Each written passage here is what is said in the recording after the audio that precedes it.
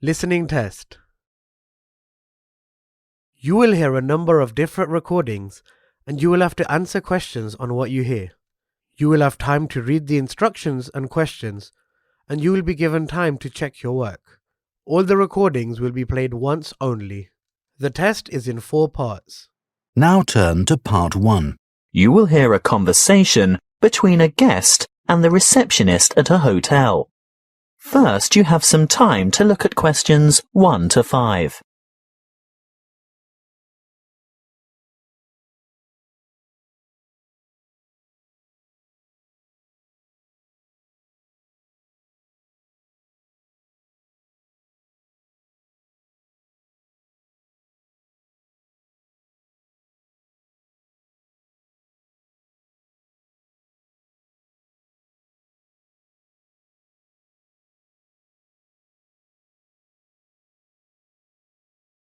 Now we shall begin. You should answer the questions as you listen, because you will not hear the recording a second time. Listen carefully and answer questions 1 to 5. Good afternoon. My name is Kelvin Jones. I booked by internet yesterday. Good afternoon, Mr. Jones. Welcome to the Armitage Hotel. Can you spell your first name for me, please? Certainly. K-E-L-V-I-N. Thank you. Do you have your booking number? Or perhaps you printed out your confirmation? Yes, of course. I don't have the printout, but I did remember to note down the number.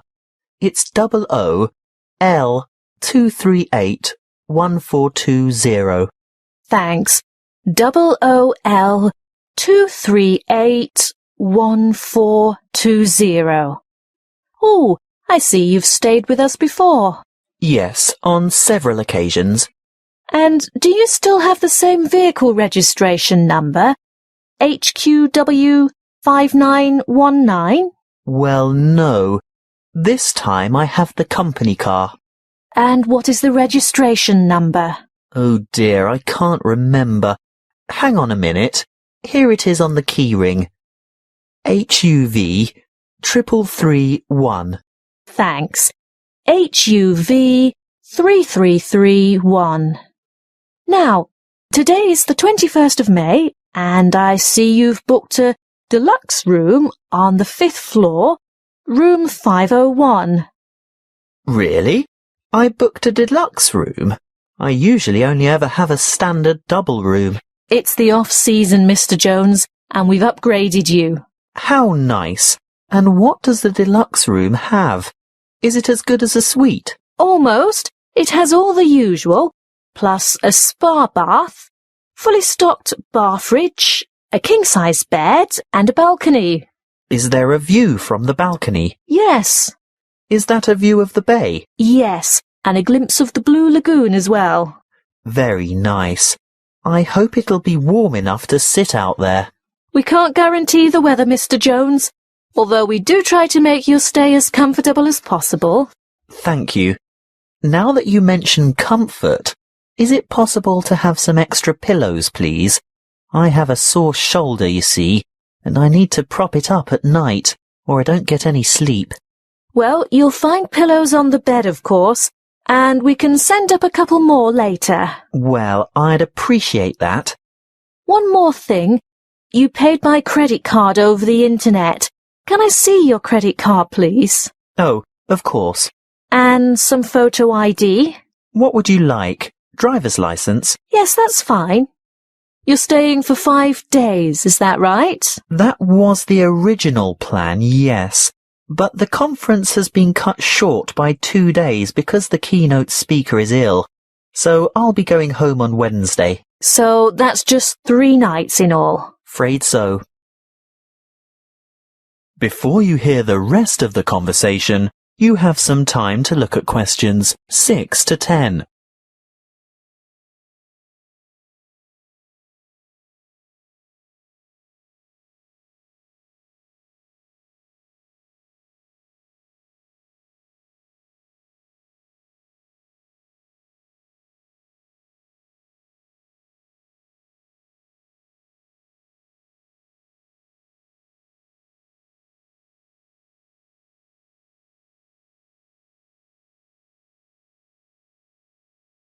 Now listen and answer questions 6 to 10. Is there anything else I can help you with? Actually, there is. The conference is in a building called Chancery Chambers, but I don't have any idea how to get there. Oh, that's the funny-shaped building on the corner of King and Richard Streets. It's quite straightforward, really, and only a few minutes' walk. Look, I'll show you on this map. Good. A map. I like to follow a map if possible. Right, well, step out the front entrance of the hotel and you're on Hobb Street. Head south on Hobb Street towards Gorse Lane and take the second on the left onto Vickers Street West. Go all the way down the hill past the Mexican Cafe on your left, the Rebel Hostel on your right, and the big church on the corner of Allen Street. Oh, I think I know the one. It has a huge steeple. Yes, you're right. When you get to the bottom of the hill, you'll have to cross over the main street. What's the name of the main street? Mill Street. Mill Street. Ah, yes, there it is. Cross the main street and continue on to Vickers Street East. There's a big bank next to a bookshop on the corner. Go up the hill towards the entrance to the park. I've heard it's very beautiful. Oh, yes. Well worth a look when you've got some free time. Anyway, don't go in the park. Turn left into Kitchen Street. You'll walk past Bowen's Bistro. Actually, probably the best place to get a good lunch at a reasonable price. After Bowen's, take the second left into Baker's Lane. It's a very short street. Then take the first on your left onto King Street, and you should see the Art Deco Chancery Chambers building a bit further along on the corner of Richard Street. Oh, thank you for that. I'm most grateful. That is the end of Part 1. You now have 30 seconds to check your answers to Part 1.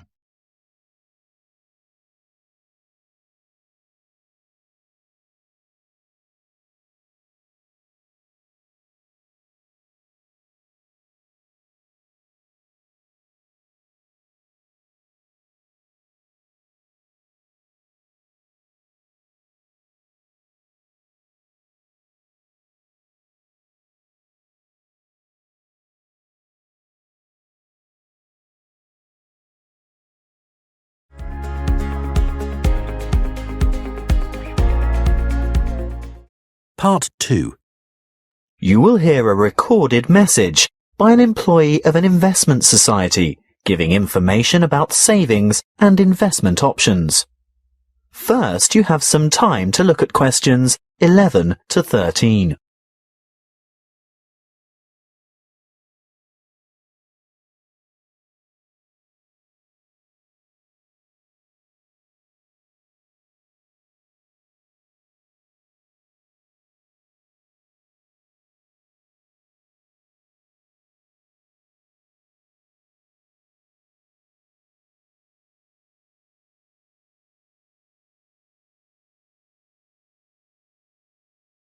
Listen carefully and answer questions 11 to 13. Welcome to the information line of the State Investment Society. Why would you choose to put your money into an investment society and not a bank?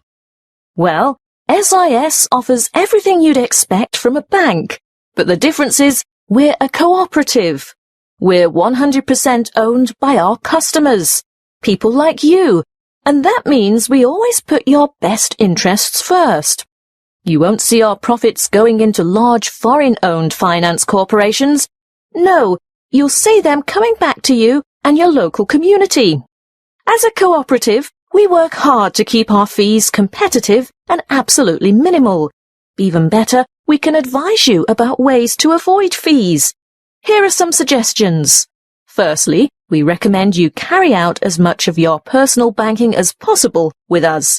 We won't charge account fees unless your account becomes inactive for some reason. See? No unnecessary fees.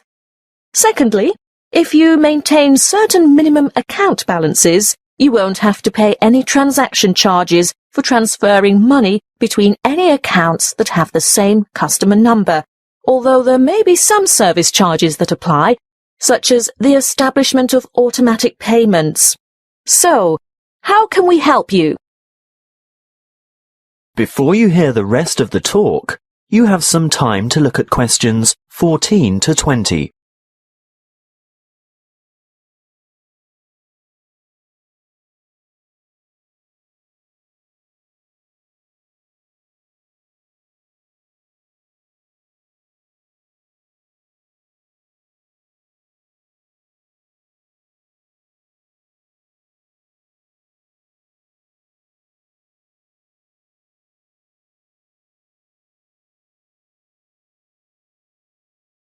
Now listen and answer questions 14 to 20.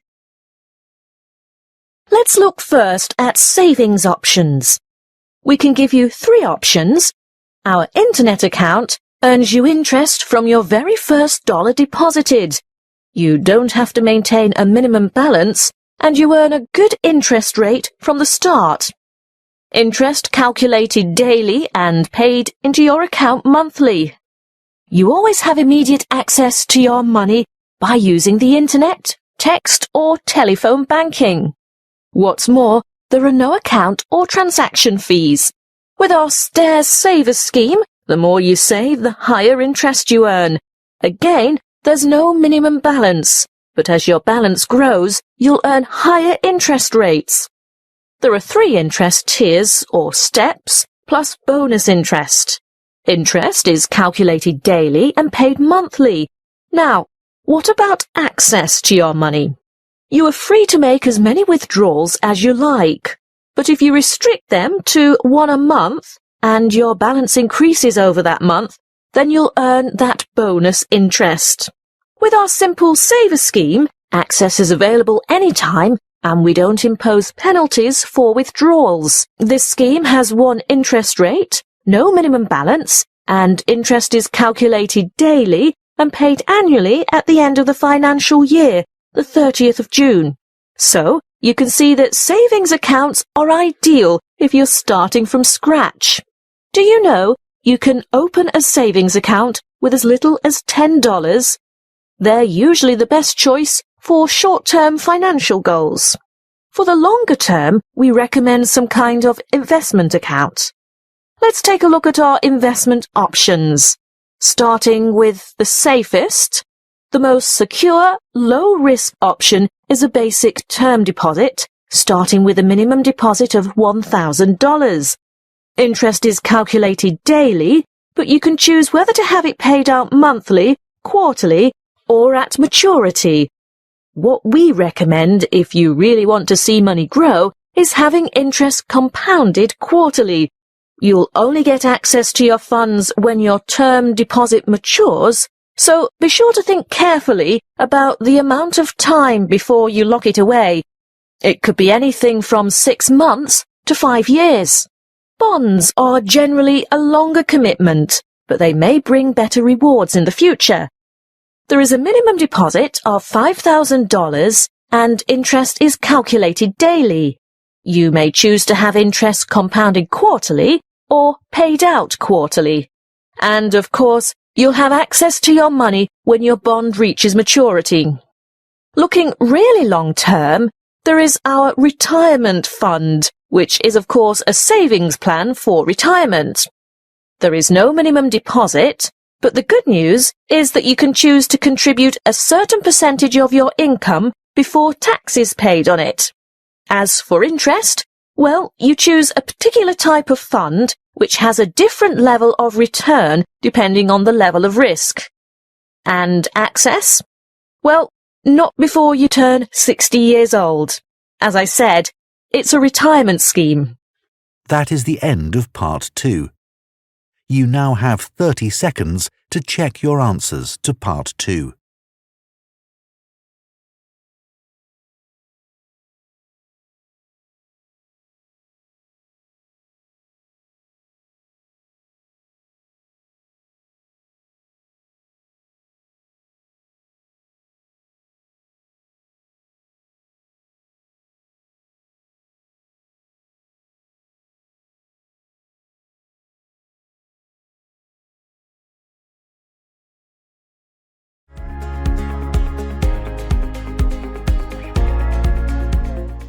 Part 3.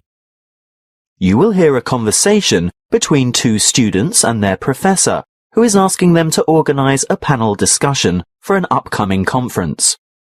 First, you have some time to look at questions 21 to 23.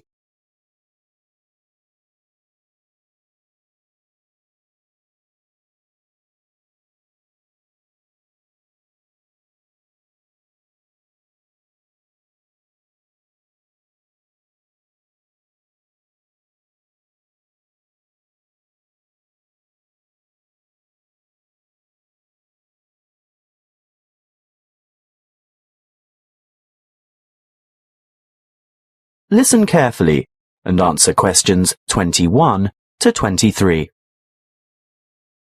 Come in and sit down, Louise, Stuart. I suppose you're wondering why I've asked you both to come here today. Well, we've heard rumours. Forget the rumours. I'll get straight down to business. You know that I'm organising a conference on 17th century English literature? Yes, but, well, I've arranged for 3 keynote speakers, and I've invited 25 panellists so that we can have 5 panel discussions. And I want you two to organise one of the panel discussions. But we haven't done that before. Is it like a team presentation? No, the purpose is quite different. In a team presentation, the group presents agreed-upon views, as you have both done at the end of a group project. Yes. Well, in a panel discussion, the purpose is to put forward different views. We want to expose the audience to several different viewpoints at the same session. It can help the audience evaluate their own positions regarding specific issues, and if it's well conducted, it's usually more interesting than a single speaker forum. Before you hear the rest of the conversation, you have some time to look at questions 24 to 30.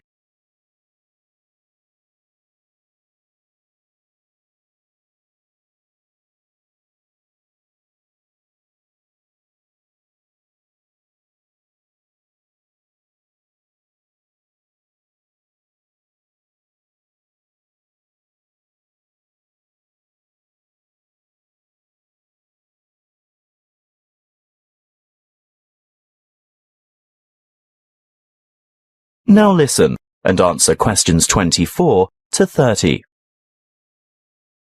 And what exactly do we have to do? Well, you'll take the role of leader or moderator and assistant. Is that like the role of chairman? Yes, that's it. Sounds daunting. Not at all. I've already done a great deal of the preparation myself. Let me run through the procedure with you. I've singled out an issue that will entail quite some conflict of opinion. I've selected panellists who are well informed and will probably have contradictory points of view. That's very important, you know. Actually, I feel a bit nervous. How many panellists will there be? Well, I've invited 5 panellists for each panel because that's probably the maximum number that an inexperienced moderator can handle. But don't worry, I always invite more than we need because you can be sure someone won't be able to make it, so you'll probably just end up with 4, which is a very manageable number. Oh, I see. And I've chosen a moderator. That's you, by the way. Ah, but Stuart will help, right? Yes, I'll get on to timekeeping and whatnot shortly. That's where an assistant is indispensable. But what procedure do we follow to conduct the panel discussion? Don't worry, I was just about to say, I've also settled on the format. What is it? There are various formats that can be followed, but I've always found this one to be very effective. Yes? Okay. Make some notes on these guidelines as I run through them, and ask me questions about anything you don't understand. We're ready? Firstly, the moderator introduces the topic and the panellists. But we don't know who the panellists are. Don't worry, I've prepared a short biographical introduction for each one of them, and I'll give you that information tomorrow. Oh, good. Next, the panellists are given a set amount of time to present their views on the topic. I'd say about 2 minutes each should be sufficient. Now, this is where Stuart's timekeeping is going to be important. You have to keep to the schedule all the way through, because the lecture room has only been booked for an hour. How do I indicate when the time is up? You stand off to one side of the panel, either with your back to the audience or hidden from the audience, but in full view of the panel and moderator. You have a digital clock or timer, and you hold up the appropriate number of fingers to give the number of minutes. When the time is up, you make a cutting gesture with your hand. Ah, but what if the panelists keep talking? Then that's your job to politely intervene and move on to the next segment, which is the discussion itself. Panelists discuss, ask questions, and react to the opinions of other panel members. This, of course, is their primary function and should occupy about 60% of the allotted time.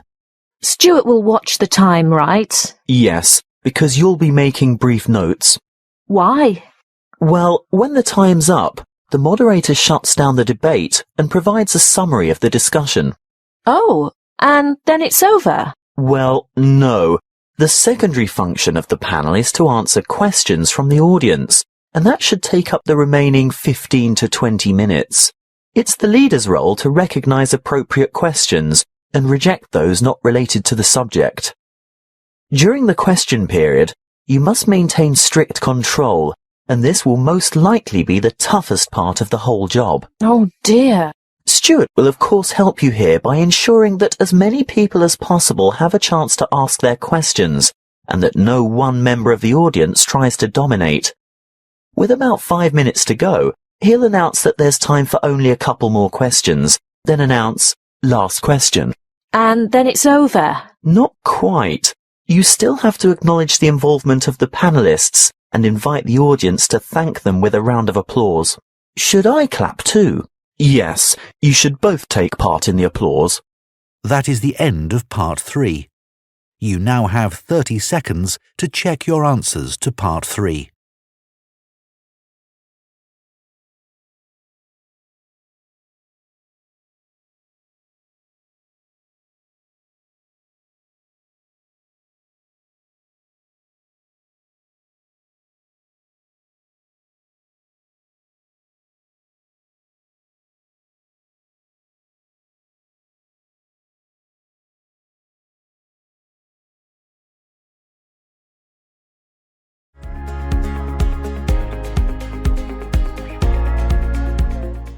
Part 4.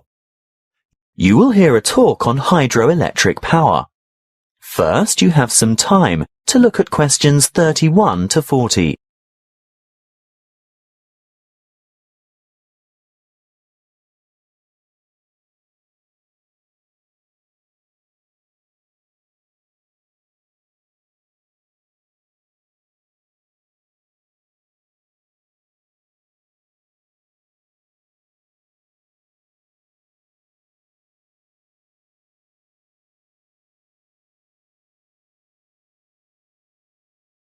Listen carefully and answer questions 31 to 40. Welcome to our series on renewable resources. The topic today is hydropower. As you most probably know, hydro means water, so we are talking about using water to generate electricity. Of course, there are many ways to generate electricity, but hydropower is important to the community. Firstly and obviously because it's renewable. The Earth's hydrologic cycle of constant evaporation and transpiration provides a continual supply of water from rainfall and snowmelt. The second point to consider is its efficiency. Hydropower plants are able to convert approximately 90% of the energy from the falling water into electric energy, whereas many fossil-fueled plants lose more than half of the energy content of their fuel by way of waste heat and gases. For this reason, they are very efficient. Hydropower is also clean. It doesn't emit harmful gases that contribute to air pollution, acid rain, and global warming. No trucks, trains, or pipelines are needed to bring fuel to the site, and there's no noise pollution either. Furthermore, hydropower plant machinery is fairly simple and runs at slow speeds, which makes it reliable and durable. And hydropower units are flexible also. They have the ability to start quickly and adjust rapidly to changes in demand for electricity, thus enabling them to meet peak loads. But this also allows them to serve as reserve capacity and bring more stability to the power system overall. The dams that provide hydroelectric power also have other uses, such as navigation, flood damage reduction, water supply, recreation, irrigation, and low-flow augmentation, but it's not the purpose of this talk to go into those details. How do the hydropower plants work? Well, a dam is built across a river, which captures water to form a reservoir and raises the water level to create head. Think of head as the vertical distance that the water falls as it passes through the dam. In other words, the difference in water level between the reservoir behind the dam and the river below. Water from the reservoir flows through an intake gate into a penstock. This is a kind of narrow channel which leads to the turbine below. The force of the water causes the turbine to rotate rapidly, which in turn drives the generator to spin and produce electricity. The electricity is carried the long distances from the powerhouse to substations on the outskirts of cities via power lines. Can you build a hydropower unit on any river? Well, no. Just having water in a river isn't enough. A good dam site must have enough stream flow as well as enough head. A fast-flowing river on the plains is probably not suitable because a dam couldn't be built high enough to provide the head needed for efficient production of electricity. On the other hand, dams in arid high country may have plenty of head but insufficient stream flow.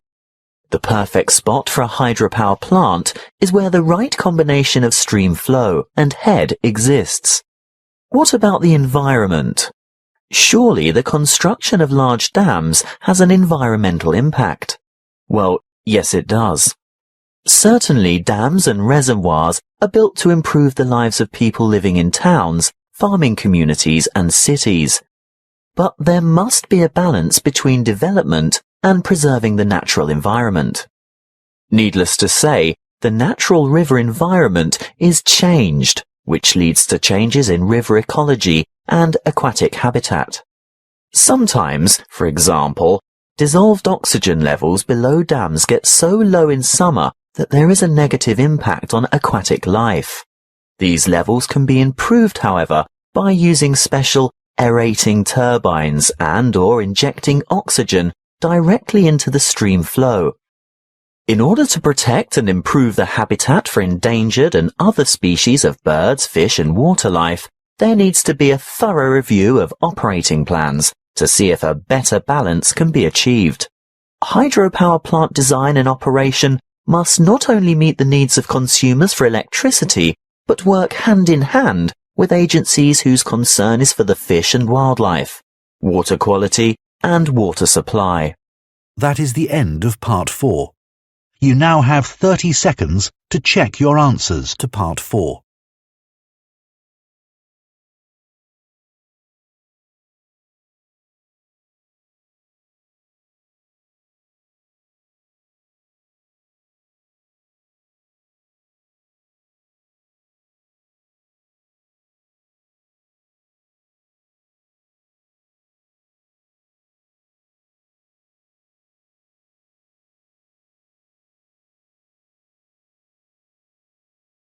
That is the end of the listening test.